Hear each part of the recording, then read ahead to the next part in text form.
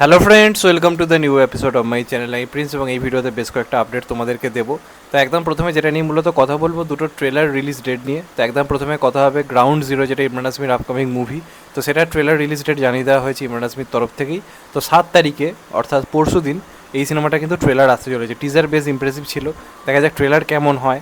এবং চাইবো ইমরান হাশমি একটা ভালো বক্স অফিস দিক, আমাদের বলা যেতে পারে খুবই পছন্দের একজন অভিনেতা।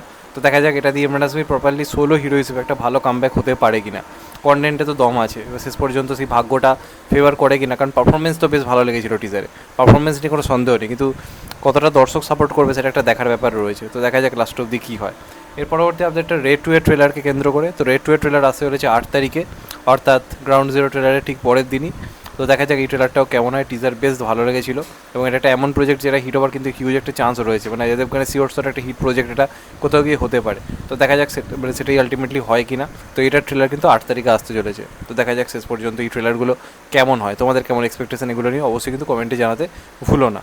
এরপরে মূলত কথা হবে কিন্তু হেরাফেরি 3কে নিয়ে। হেরাফেরি 3কে নিয়ে বেশ কিছু আপডেট কিন্তু নতুনত্ব উঠে এসছে।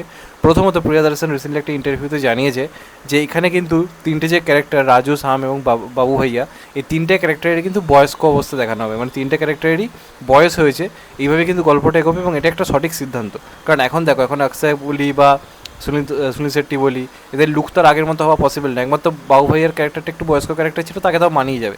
অক্ষয় রাজুর লুক যেরকম তুমি 2007 সালে দেখেছো, এখন তো সেই লুকটা হওয়া পসিবল নয়। বা সুনীল শেট্টি তুমি যেমন লুক দেখেছো সেটা আজকের দিনে দাঁড়িয়ে পসিবল নয়। তো স্বাভাবিকভাবে এদেরকে বয়স্ক দেখাতে হবে, এবং হয়তো এটাই শেষ হেরাফেরি মুভি হতে চলেছে। তাই যে কারণে সে কিন্তু যথেষ্ট মানে কনসেপ্ট এবং স্টোরিতে জোর দিচ্ছে।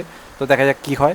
এবং সবথেকে এটা বড় আপডেট, এটার সম্ভবত কিন্তু শ্যুট মানে স্টার্ট হয়ে গেছে।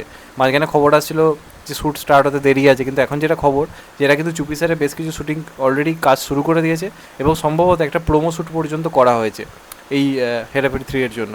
তো দেখা যাক সেটা আলটিমেটলি কবে আসে, এবং যত তাড়াতাড়ি শ্যুটিং শুরু হবে আমি ততই খুশি হব, কারণ আমি এই সিনেমাটার জন্য জাস্ট ওয়েট করতে পারছি না। এবার তোমাদের এটা নিয়ে কী মতামত অবশ্যই কিন্তু কমেন্টে জানাতে ভুলো না। আমি প্রচণ্ড এক্সাইটেড আছি এই সিনেমাটাকে নিয়ে অন্ততপক্ষে। এর পরবর্তী আপডেটটা অ্যাটলি 6কে কেন্দ্র করে, অর্থাৎ আল্লু অর্জুনের সঙ্গে অ্যাটলি যে প্রজেক্টটা হতে চলেছে, যেটা সলমান খানের করার কথা ছিল, কিন্তু প্রজেক্টটা পুরো পাল্টে গেছে। এখন এটা পুরো একটা অন্য প্রজেক্ট। তো এটা সম্বন্ধিত কিছু আপডেট উঠে এসছে। প্রথম যেটা আপডেট উঠে আসছে, প্রিয়াঙ্কা চোপড়া কিন্তু এই প্রজেক্টে মানে মেন লিড আর কি নায়িকা হতে চলেছে।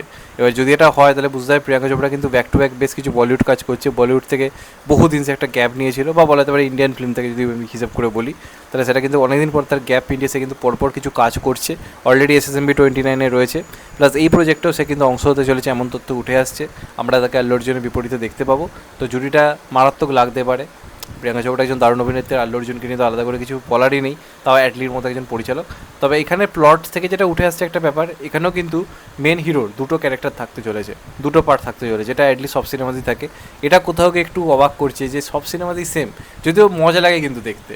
তারা যদি যে কটা কাজ এসছে প্রত্যেকটা এই এক্সপেকটেশন নিয়ে মানুষ বসে, কিন্তু তারপরে যখনই সেই সেকেন্ড লুকটা রিভেল হয় গল্পের মধ্যে, সেটা দেখতে মারাত্মক লাগে। সেই হিসেবে ঠিক আছে, কিন্তু প্রত্যেকের কি এক ফর্মুলা কাজ করবে, এটা একটা কোথাও গিয়ে কিন্তু প্রশ্ন কাজ করে।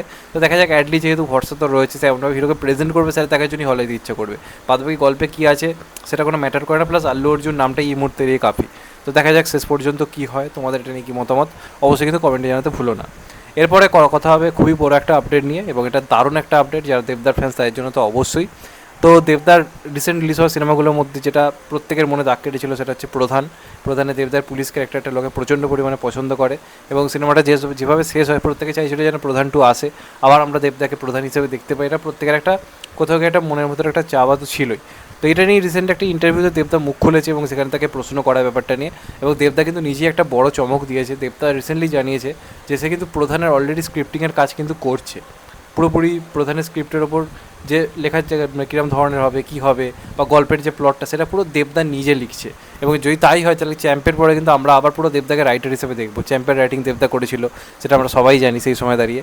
তারপর কিন্তু আরও একবার আমরা কিন্তু দেবদাকে রাইটার হিসেবে কিন্তু কোথাও গিয়ে পেতে চলেছি এই সিনেমাটার মধ্যে, অন্তত দেবদার বক্তব্য তো তাই কোথাও গিয়ে উঠে আসছে।